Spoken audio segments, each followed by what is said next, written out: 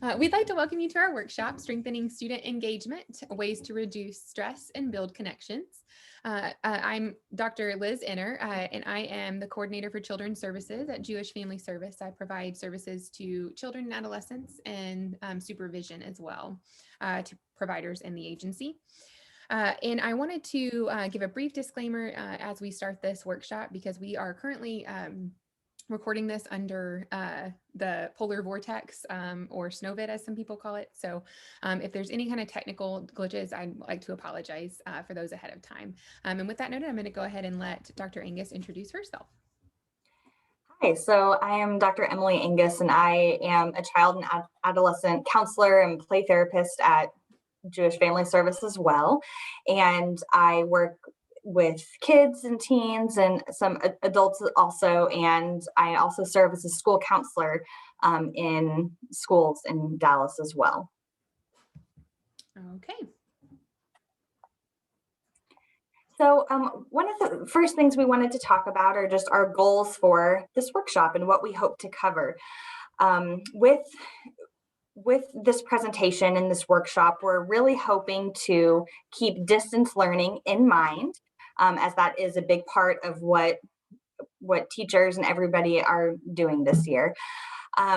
What we're going to focus on first will be developmental expectations and what we can expect really of our kids right now during this time. You know, I like this little image right here. It kind of shows what the expectations may be, but then also there's a reality that may be very different. So we'll talk about that as well. We'll also just talk about general considerations to have when teaching and working with kids through distance learning, and as well as common challenges and strategies. So some things that you may notice coming up a lot with your students, some students who may have specific challenges, but also just some of our kids with typical development who may be struggling with distance learning as well for different reasons. And then we will also talk about partnering with parents. That's going to be a big part of the help that teachers have this year, working to collaborate on best ways to support our kids, especially ones who have some extra struggles. And then we will also look at you are, as we know, when you're in the classroom, either in person or remote, who you are and what you bring to the table with your students is, of course, one of the most important things in that relationship that you build with your students. And your self-care and your stress level is a big piece of that. So we're going to touch on that as well.